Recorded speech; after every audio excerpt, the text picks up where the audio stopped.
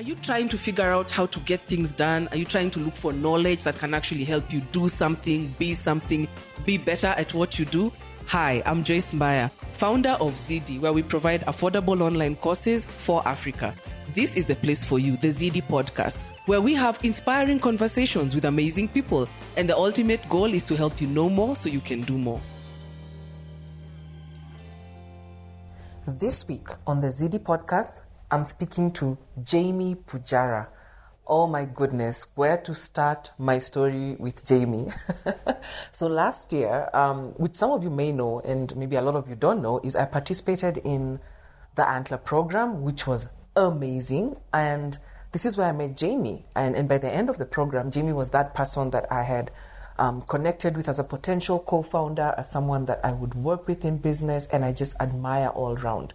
So Jamie has been in business for a long time. He is the definition of seasoned entrepreneur, and he's famous in the tech startup community because of his amazing journey building up Buy Rent Kenya, which many of you, I believe, know. And then not just building it, growing it, and scaling it rapidly in a short amount of time, but also being able to exit. You know, that exit is something that I don't know if even many of us grasp or understand, that really when you build a successful business and then you find a great exit, it's called what, the peak of the mountain that many of us are aspiring to. So Jamie is not just a serial entrepreneur. With Buy Rent Kenya, he raised 2 rounds of funding and scaled the company to be the number 1 property portal and successfully exited. We know that. However, what many of us may not know is he has been nominated as one of Kenya's top 40 under 40 businessmen. He was on the list in 2015, and he was included on the Forbes list of 30 most promising young entrepreneurs in Africa, 2016 and 2017. Wait, I'm telling you, how many of us have this kind of accolades? And that is not the end.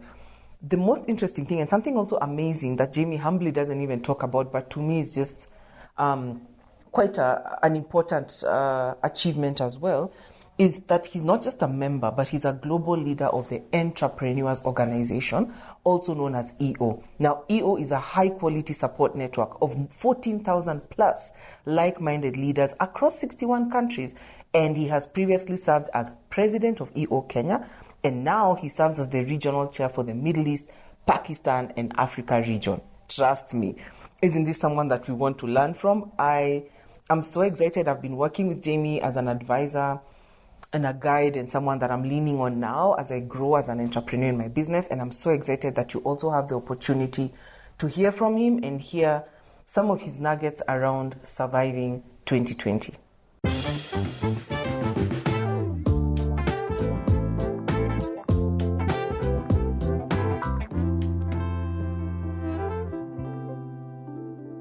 Hi, Jamie. Thank you for agreeing to be part of our podcast episode. And you're actually our first guest for 2021, which is awesome. Awesome. So good karma for you, you know? Thank you. I'm honored to be here and really excited to be doing this with you. Cool. So we'll just jump into it because of the time and, we want to get to the good stuff. I guess you can start with a quick intro. Talk about who you are and what your entrepreneurship journey has been like, how long you've been in business. So tell us about yourself, Sure. So my name is Jamie Pujara. I'm born and raised here in Kenya. My entrepreneurship journey, I think it probably started later than usual. I think after university, I was really trying to find myself. And I did a variety of things, from teaching English to working in film production. And it was only in 2008 when my father got sick and we had a family business, and he said, could you come back and help me run it? So all of a sudden my life kind of turned upside down, and I found myself being thrust into a business, and maybe a business that I wasn't particularly passionate about now on reflection. And I had to learn the ropes really quickly about what that meant. After that, I launched Buy Rent Kenya, which was the first property portal in Kenya. We did 2 rounds of funding, and we got acquired in the end. So I exited that in 2017. And now my latest venture is property building. So I'm building some apartments in Riruta, 65 apartments in Riruta for low-medium housing. So quite a few interesting things. So how many years is that? Like you said, 2008, and I was like, whoa, like 12 years or so. Like that's a long time. So lots of Yeah, experience. it is, but I feel things happen in waves, right? So when you think of time as a medium, and 12 years does seem long, but I think there's certain points where it's almost like time gets compressed. And I think COVID is one of those years where things happen so fast, it forces you to change quickly, and new things come out of it. So I think in a spectrum of time, in those 12 years, there's certain moments that are compressed faster, and more things happen in those periods. It's true. Or accelerate or slow down. So I guess a simple question would be through all the business ventures you've done, and buy rent is very interesting because I feel like that's the famous one. I'm guessing a few people listening will immediately recognize. I still see the billboards now, and now that I know you, I have now emotional attachment to it. Even though you left, I see it and I'm like, yeah, buy rent. And I think when we met, I'd mentioned I'm a customer, so I know that's one that is recognizable by a lot of people. So the question is, and through different ventures, through buy rent and everything else, what stands out to you as moments of, I don't know if I'd call it resilience. The word failure is very heavy, but we could call it that. So things that were tough or moments that were really tough. And when you think back, you're like, that one was one of the more difficult ones. Like, could you share a bit about that and possibly what that was like or key lessons? Specifically for buy rent Kenya, or just in general? In general, could be the first time you jumped in because I know people will relate to it in different ways. There's the first time struggles when you're new in business, and Yeah. then buy rent, which was your second, I guess, foray into it, but still must have had challenges. So whichever, like it's an open, whatever comes to mind. Sure. So the first thing that would come to mind is coming back in 2008. So like I said, at the time I was working in the film industry in New York. My father had got sick. He had asked me to come back and help out in the family restaurant. And I think I came back with a huge chip on my shoulder, right? So I came back here thinking I'm educated. I've got experience from around the world. I have a certain way of what I believe is the right way to do things, and I came in here with too much arrogance, right? And I think my number one lesson is that every situation is different, and it's no matter what you have and what you prepare for, and I think that's good, but it's never going to be enough. It's really about understanding the situation you're in. It's about being present. It's really about understanding the unique problems that you're trying to solve. I took it for granted at the time, but culture, right? Like culture in a company is huge, and you can't just come in and try to flip that round with what you believe is right. Like that is a process. So I think my first failure, or my first humbling experience was understanding that I'm not as great as I think I am in my mind. Like I think there was a lot I had to self-reflect to understand. How do I communicate better? How do I reach my team better? How do I lead better? And I think leadership is an underrated quality in entrepreneurship, but fundamentally the most important, because if you're not able to lead your team, it's very unlikely that you do great work. I think with buy rent Kenya, my biggest learning is probably about understanding to be the difference between being the favorite and the best. It's if you ask people what is the best, argument's sake, if you ask someone what's the best restaurant, there's a number of ways to do it. Would it be you go on a TripAdvisor? Would it be a ranking thing? Would it be, how would you determine it? Would it be like a bunch of critics? Would it be the number of awards? And it's very difficult to pinpoint. But you look at the restaurants that are successful, it's because they are someone's favorite restaurant. We all have a favorite restaurant because favorite creates an emotional attachment, right? It connects to the buyer. And at Buyer in Kenya, when we were there were other competitors with us, but for us it was really about saying, okay, let's focus on being the favorite. How do we get, or how do we create this attachment with people that they will always want to come back to us? Brian Chesky of Airbnb always, said it really well. He says it's better to have 100 people that love you rather than a million people that sort of like you. So focusing on that 100 customers that absolutely love you and your product creates that emotion. That's awesome. Wow. Yeah. And I'll remember that one as well. People in my group will probably get a speech about that with the story. So thank you.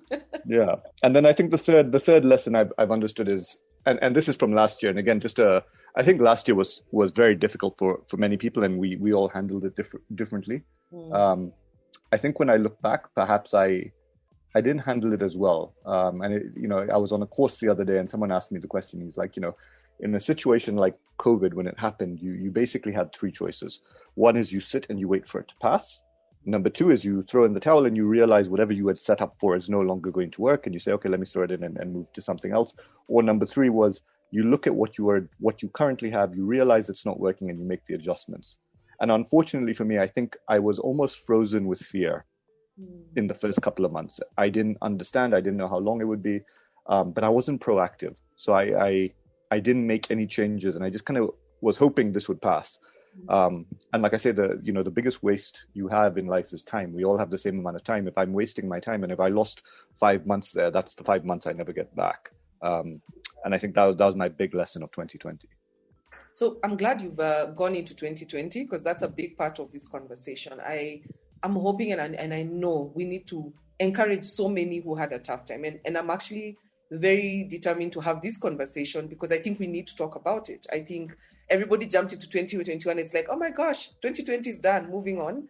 But I'm such a believer in we can learn so much if we're willing to stop and reflect and think about it. And so I'm glad you went there. So my question is, what exactly did happen? So you mentioned, you left Byron Kenya, I think you said 2017, which means you were already, but I mean, you were still kept doing business. So I'm guessing there was still the restaurant, if I'm not wrong, and possibly the real estate. So in general, as an entrepreneur, what was the impact? Did you have to shut some things down? Like, what was that immediate, like, oh my gosh, the minute the lockdown happened for you and for your business? Yeah, so I'll give some context. So after 2017, when I decided to refocus on the restaurant, my focus was to understand how do you fix the problem of low cost meals. So what we did was we had come up with a new brand called Foodie, which was really targeting lunch meals at around 300 to 500 shillings, right? That you would be able to order and get it delivered. And we had a very systematic approach where we were building satellite kitchens around Nairobi so that we were able to match demand with convenient delivery timing. And we'd invested a lot. We had now moved to 3 locations and we were testing. And of course, when you're doing it at that margin, it really becomes a volumes game. And of course, once COVID hit and a lot of people, a lot of the offices have closed, the demand for food is no longer there, or at least that people would save their money and make food at home. But also it also spawned a lot more competition, right? So you had now a lot of people, mom and pop shops, who are delivering food. And unfortunately for us, because we were a registered company and everything that we do is fully above board with taxes and stuff, it became a very difficult playing field for us to play in. We took a big hit. And like I said, I think my first, and then our main business, which was our restaurant, which was catering, which does catering for conferences, for exhibitions, for meetings, all those stopped. So all of a sudden, our revenue dropped by almost 95%, which was huge. And like I said, I was kind of like a deer stuck in headlights, not really understanding what to do, not really understanding how to make adjustments. There's some reasons I'm proud of. So one, I think there's a human part. I think there's a human part in all we do. I never think it's always about business. I think we always have to ask ourselves how we can do more for the people around us in our society. The easy thing would have been to say to all my staff, look, I'm sorry, can't do this, we're out. But I tried to, as much as I can, continue to pay salaries, at least to give something that people would be able to live on, because I understand these problems affected everybody. But I think my failure was I wasn't able to act quickly enough to pivot or to think or to change the business, to make it work. And I don't know why. Like, I think I was thinking about this the other day, and I was like, I think it was a paralysis of fear, where fear just got the better of me. And then it was just hope beyond hope, where I was like, let's move things on. And I think that's an interesting lesson. I think there's always a difference between being proactive and being reactive, right? Living life by design and living life by circumstance. And I think I was the opposite. I was living life by circumstance. So what I turned into was fighting fires. Every day there's a fire to put out and I'm fighting a fire, rather than saying to myself, how do I build an infrastructure so that the fire won't burn down the building? And I think that was a change in my mindset that didn't come early enough. You're not the only one. In fact, I'm listening to you and it's so relatable because even in my case, I think I thought I had And then maybe eventually I did have a bounce back strategy, but it took a while. I think even for me, for 2-3 months there, a lot of us, I also think we shouldn't underrate the shock of the pandemic. Like really, it's such an extraordinary situation we all found ourselves in, even in our personal lives. I think with worrying about the illness, the sickness, the pandemic itself. So there is the human side to things where, yeah, it's understandable. So maybe my question then is, at what point did you start to shift? At what point, because I know you were not stuck there, because even when we met, which was during Antler, that was interesting. I feel like maybe that was one decision already that you made, maybe one thing, I don't know if there was others, but yeah, so which was that moment where you realized this, or or just at least started to make some moves, at least thought, okay, something has to give, I'm gonna try X, Y, and try to change things. Did you have that moment? Yeah, I think it's definitely a moment of clarity, right? And I think the clarity is understanding what it is you want. So I think you're 100% right. I think the pandemic, while it taught us a lot of things that were, affect us negative ways, there were also a lot of positive things, right? So I got to spend time with my family. I got to realign my priorities. My relationship with my wife became strong, like all these kinds of things, because we were spending more time. And I think throughout the year, as that process went on, I started to realign. I started to rethink about, what am I passionate about? What do I want to do? And then I kind of realized there's certain elements in my life or certain businesses that maybe I'm not passionate about. And maybe that's why I wasn't able to shift, or maybe that's why I wasn't able to move forward, because sometimes it's an intrinsic mental block that's stopping you from doing it, because it almost feels like it's too much work, or you lack the work to do it. I was listening to a podcast the other day. It's the anniversary of Kobe Bryant's death, and Kobe Bryant was talking about like how if you have to wake up at 5 o'clock in the morning and you hate doing it, then you need to find another job, because your work shouldn't be that difficult for you to stomach. You need to have that passion of what you love to do. And I think throughout that year, or towards the end of that year, it almost became a path of self-discovery, and almost a path that I'm still on now, trying to understand what is my purpose, what is my passion, how do I engage myself positively to redefine myself in what I want to be able to do. Any tools or books? Because I don't know, I noticed you and I are a lot alike in the sense of we both love personal growth. And I think that's a big thing also that could help a lot of people. I talk about it. So listening to you, I'm thinking, and knowing you, yeah. I think there's always some interesting things. You're open-minded. You just talked about taking a course a few minutes back, which means there's a few things that you've done or continue to do, even for your own shift, like you said. Is there anything you can think of that you might recommend, even if it's a book, something that you were like, wow, this one helped, or this one I would definitely recommend to others out there who are in the same space or trying to figure all this out, So, gosh, I read a lot of books last year. I think we had a lot of time to read. I read a lot of books last year. There's a book by Ken Robinson which I really enjoyed. Think Like a Monk, which I really enjoyed. But then also, there's some amazing autobiographies that I read, like where the story or the message is not as clear cut or academic, but it's through that person's journey. Right now, I'm reading Andre Agassi. He's a ex-tennis player, and his autobiography is called Open, and it's like one of the best autobiographies I've read from an athlete. And just understanding his struggle, and like how he hated the sport and what he had to go through to become the best at it. But I think with all of these, there's a common theme in it for me, and the first is almost personal reflection and discipline, right? So, one of my mentors had taught me a while back about what is the first things you do in the morning about getting your mind set and then getting your body prepared. And so I have a very strict routine, and I can feel it when I'm not doing my morning routine. I feel out of sync, but I feel when I am doing it, it helps me have that clarity to take on that day, that grounding of gratitude, to understand that I'm still in a very fortunate position. It just allows me to handle stress better. It allows me to think through and a little bit more long term. And again, to move to this concept of not always fighting fires, but kind of living your life by with a little bit more design. Yeah. So what's your morning routine? I was waiting to hear what does your morning? So what are some of those things that you do? Sure. So to try them out. Yeah, sure. So I wake up at 5 o'clock in the morning, which is my favorite. Every day. Every day. That's my favorite time. My kids are asleep. My wife is asleep. That's my favorite time. It's still dark out. People have different cycles. I'm not saying it's for everyone. I know some people work better at 2 o'clock in the morning. I work very badly at night. At the end of the day, I work very well in the morning. But it starts with, I wake up, I do 10 minutes of gratitude. I write into my journal about what my thoughts are, what am I feeling, what am I thinking. I do meditation, and then I do some reading. I try to do some positive reading in the morning. So either a great speech or an inspirational article. I try not to read the news. I try not to look at my phone. I try to just prepare my mind for the day and to use that to ground me for my start.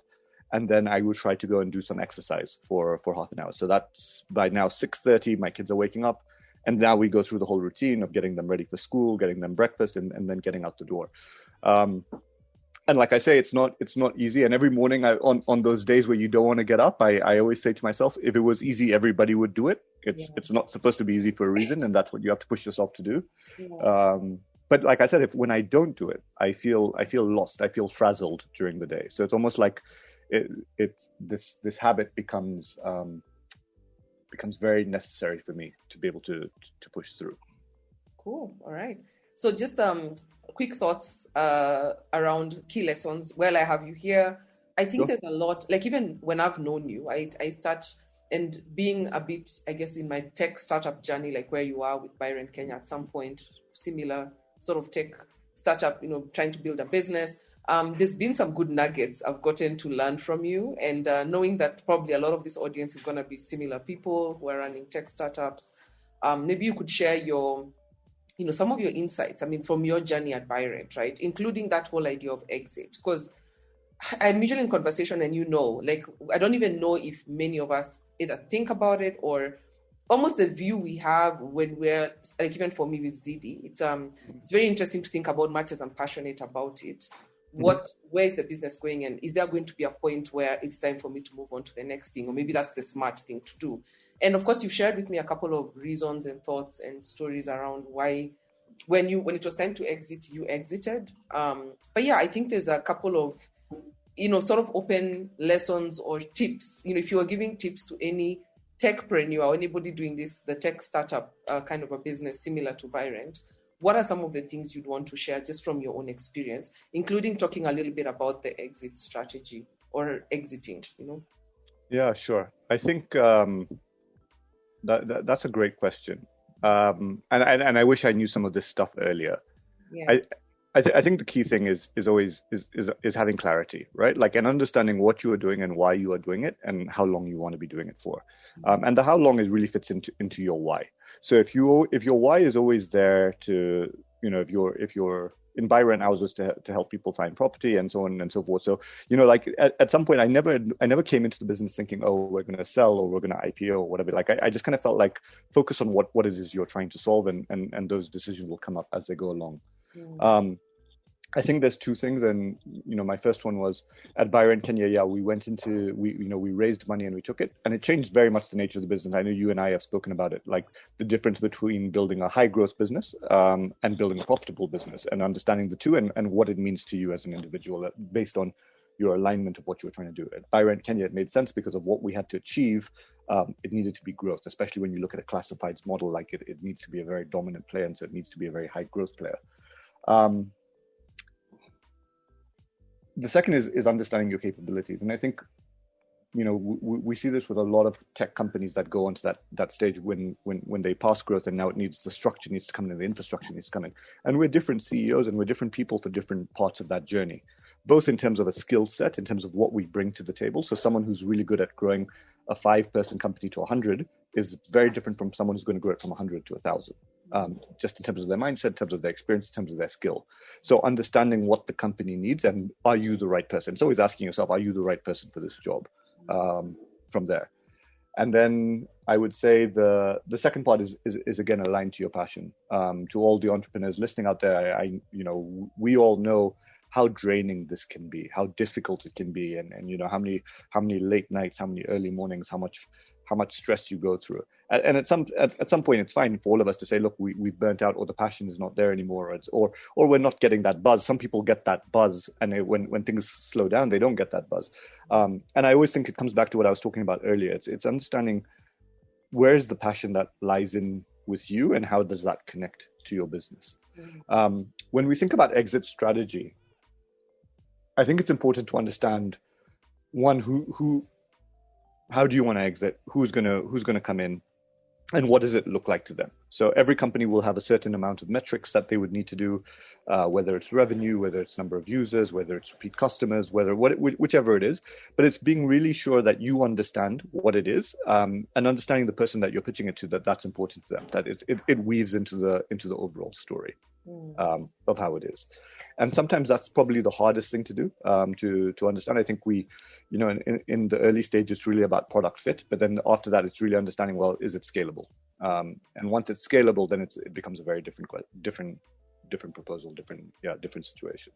Wow, that's awesome. And I love what you said about the passion, because I get that. Like, I've had founders also who said it just started to feel like they hated their own, it's funny because we assume just because you founded something, you're going to love it forever. But that thing could also be the thing that was the job you hated. Yeah. I mean, I didn't hate Byron Kenya, but I didn't find it on purpose. Like, it was almost an accident. It was the year I was getting married, and my co-founder had come. He's a friend of mine from university. He lives in Mauritius. He'd come to Kenya, and we were talking about property, and he said, how do people, I'm interested in property here. What can we do? And I was like, all right, let's go buy some magazines. He's like, what? There's no website? And I'm like, no, there's no website. And we were sitting at Art Cafe, I remember, at Village Market. And he's like, we should start a website. So we literally, just started brainstorming and thinking about it. And in my naivety, I thought, hey, that's a great idea, but it'll run itself. I don't need to do this. Like, we'll build a website and people will use it. Like I'm doing the fantasy of the holiday kind of a startup that can run itself. I don't know if any exists. Exactly. And then you started to find, and then it just took off, and it became big. There's a really interesting thing about passion. And a friend of mine told me this a couple of months ago, and I'm still processing it, right? So he said, you might not be passionate about the business you are doing, like in totality, but if you can find parts of it where you are passionate about, that's also a way to keep you going. Because of course, if we say, hey, I'm only passionate about playing football, and that's what I want to do, but if I'm no good, like, everything else is going to sound like rubbish, right? But he was talking about, maybe you're not passionate, and I'll give you my example. Maybe you're not passionate about catering, or you're not passionate about food, but perhaps you're passionate about elevating people. So you're passionate about coaching. You're passionate about building company culture, and those are things you can do within the organization from where it is. But it's also understanding where how best you fit into the overall part, which I thought was an interesting take.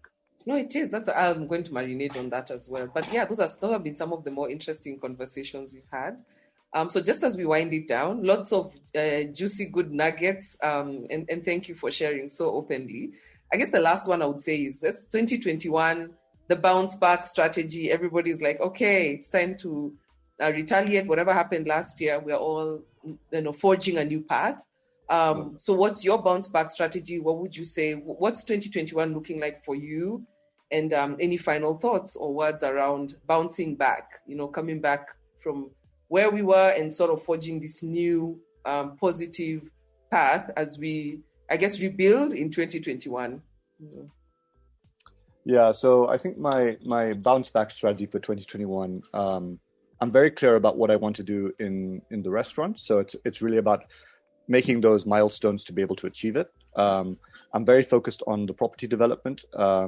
I genuinely believe, I'm not saying it because it's mine, I genuinely believe this is it's a phenomenal opportunity of investment. And like I said, there's no shortcuts taken here. And given my buy rent experience, we spent years studying this market, understanding it. Like I said, I think the opportunity that it's presenting is phenomenal. And I really want to be able to finish that and to deliver a high quality product there. And then the third is just working on myself. As I said to you earlier, I just turned 40, which I'm very excited about. But it's almost 40 is one of those milestone years where it gives you time to reflect. It gives you time to reflect on yourself. And so a lot of my reflection is around, what have I achieved? What do I want to do? How do I want to be better as a person? So I think those are the things that be able to come in. My discipline and consistency to improve on who I am and what I can do. Cool. Thank you, Jamie. And thank you for being willing to share and talk to me. It's been awesome. I mean, even without the podcast, people should. I just love talking to you. It's like a thing. But now I'm glad. It's like I feel like I'm letting people into our private conversation, which is Absolutely. fun. So thanks again. And yeah, I'll definitely share this once it's done. But we're excited and looking forward to where you are. Maybe we'll do a sort of end of 2021 check back of how that bounce back strategy worked, right? But thanks so much for thank you for the opportunity, and I want to say thank you to you. You know, you're someone, like I say, we met a few months ago, but you inspire me just with the energy that you bring, and I love you know, you like, I think you're one of the people who made me rethink about my year and what it was ending, and like just that determination to push through. So thank you for everything that you do. Thanks, Jamie. Cool. This week's episode has come to an end, but the fun doesn't have to stop here. If you have any questions, suggestions, or feedback, head over right now to Twitter and Facebook and like and share, comment, get involved. Let us know what you think, what you want to learn next, and join us next time.